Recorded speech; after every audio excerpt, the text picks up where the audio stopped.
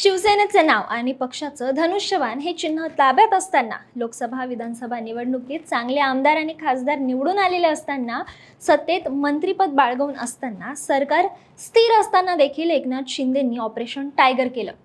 ठाकरेंचे 6 खासदार आणि सचिन अहिर, सुनील शिंदे हे विधान परिषदेचे 2 आमदार यांना शिंदे सेनेत आणलं. का? काय गरज होती? सत्ता आणि नेतृत्व सगळं स्थिरावर असताना एकनाथ शिंदेंचे कोणते प्रयत्न चाललेत?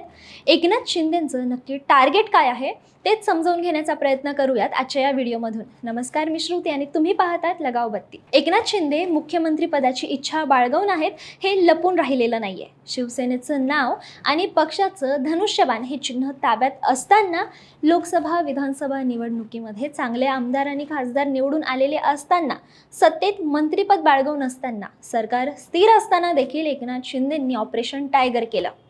ठाकरेंचे 6 खासदार फोडले. त्यानंतर सचिन अहिर आणि सुनील शिंदे हे विधान परिषदेचे 2 आमदार यांना सुद्धा शिंदे सेनेत आणलं. त्यामुळेच आता अनेकांना प्रश्न पडायला लागले, नेमकी या सगळ्या खटाटोपाची गरज काय होती? तर याचं उत्तर अगदी सरळ आहे. एकनाथ शिंदेंना आपलं राजकीय संख्याबळ वाढवून दिल्ली दरबारी आपलं वजन दाखवून द्यायचंय. कशासाठी? तर चर्चा अशी केली जाते की एकनाथ शिंदेंचं लक्ष महाराष्ट्राच्या मुख्यमंत्रीपदाकडे आहे.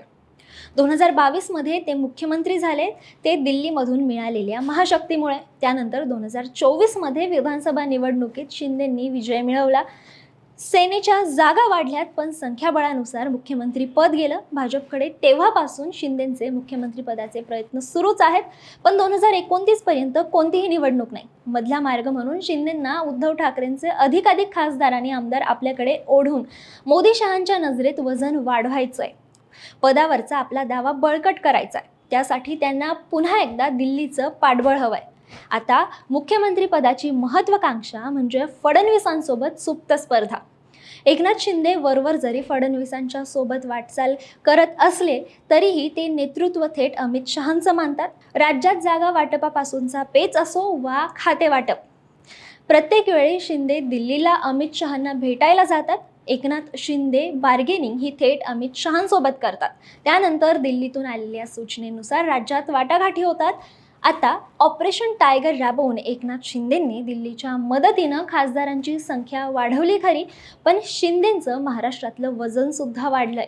त्यामुळे महाराष्ट्रातला सत्ताधाऱ्यांमधला संघर्ष वाढू शकतो. थोडक्यात ही 2029 साठीची स्पर्धा आहे. आता हाच मुद्दा लक्षात घेतला तर हेही पाहायला हवं की एकनाथ शिंदे 2029 साठी स्वबळाची तयारी करतायत. ऑपरेशन टायगर नंतर उबाठा गटातील खासदार शिंदे गटात आल्याने शिंदे सेनेची ताकद वाढली आहे. हे खासदार 2029ला धनुष्यबाण चिन्हावर लढतील अशी घोषणा झाली आहे. बच्चू कडू सारखे नेते 2029 मध्ये स्वबळावर लढण्याची भाषा करतायत. शिवसेना नेते स्वतंत्ररित्या जागा मिळवण्याची मागणी आणि स्वबळावर उभे राहण्याची तयारी करतायत. ग्रासरूटला स्ट्रेंथ वाढवणं, समोरील पक्षातील आमदार खासदार फोडून अपोजिशनला वीक करणं, जेणेकरून महायुतीत बार्गेनिंग पॉवर वाढेल किंवा गरज पडल्यास स्वबळावर चांगली लढाई देता येईल. एकीकडे भाजप स्वबळावर लढण्याची तयारी करतं हे उघड आहे आणि त्याच रणनीतीला उत्तर म्हणून एकनाथ शिंदे देखील स्वबळाची तयारी करतात. एकनाथ शिंदे ऑपरेशन टायगर राबवून उद्धव ठाकरे गटातील नेते खासदारांना सोबत घेत शिवसेना एकत्रीकरणाची प्रक्रिया चालू ठेवत आहेत, जेणेकरून शिंदे गटाला खरी शिवसेना म्हणून मान्यता मिळेल. पुरेसं संख्याबळ असूनही ठाकरेंचे आमदार खासदार फोडले जात आहेत, कारण ठाकरेंना पूर्ण मात देत संपूर्ण शिवसेनेवर शिंदेंना एकछत्री अंमल आणायचा आहे. शिवसेनाच नाही तर आता काँग्रेस आणि पवारांच्या राष्ट्रवादीमधील नेत्यांना देखील शिंदे त्यांच्या सेनेत घेण्याच्या तयारीत असल्याचं बोललं जात आहे. पण आता इथे पुन्हा एक प्रश्न आहे, ठाकरेंची सेना सोडून शिंदे राष्ट्रवादी आणि काँग्रेसमधील नेत्यांना आपल्या सेनेत का घेतील? तर याही मागे 2029ची तयारी दिसून येते. आगामी विधानसभा निवडणुकीत भाजपसोबत जागा वाटपात जास्तीत जास्त जागा मिळवण्यासाठी आणि स्वतःचं मुख्यमंत्री पद पुन्हा मिळवण्याच्या महत्त्वाकांक्षेसाठी शिंदे काँग्रेसच्या पारंपरिक मतांच्या पट्ट्यात आपलं जाळं पसरवत आहेत. काँग्रेस आणि राष्ट्रवादीच्या ताब्यातील मतदारसंघांमध्ये थेट ठाकरेंच्या आणि काँग्रेसच्या बालेकिल्ल्यात जाऊन सभा घेणं हे त्यांच्या नियोजित रणनीतीचा महत्त्वाचा भाग आहे. मराठा आरक्षण देण्याचं आश्वासन देणं, स्वतःला बाळासाहेब ठाकरेंचा खरा वारसदार आणि मराठा हिंदुत्ववादी नेतृत्व म्हणून प्रोजेक्ट करणं, ऑपरेशन टायगर सारख्या हालचालींमधून मराठा नेतृत्व मजबूत करणं या आधारे शिंदे यशस्वीपणे काही प्रमाणात मराठा समाजात आपली छाप पाडतायत.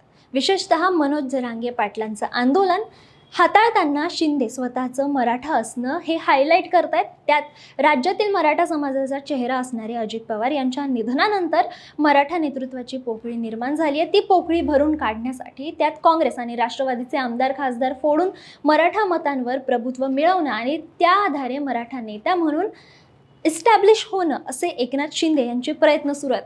याचसाठी एकनाथ शिंदे 2029च्या तयारीला लागलेत. त्याचाच एक भाग म्हणजे ऑपरेशन टायगर. ते आता थांबवलं जाणार नाही असं दिसतंय, पण लंबी रेस का घोडा बनू पाहणाऱ्या शिंदेंच्या या एकूणच रणनीतीबद्दल तुम्हाला काय वाटतं कमेंट करून नक्की सांगा. आणि अशाच इंटरेस्टिंग पॉलिटिकल अपडेट्ससाठी लगावबत्ती या यूट्यूब चॅनलला सबस्क्राईब करायला विसरू नका.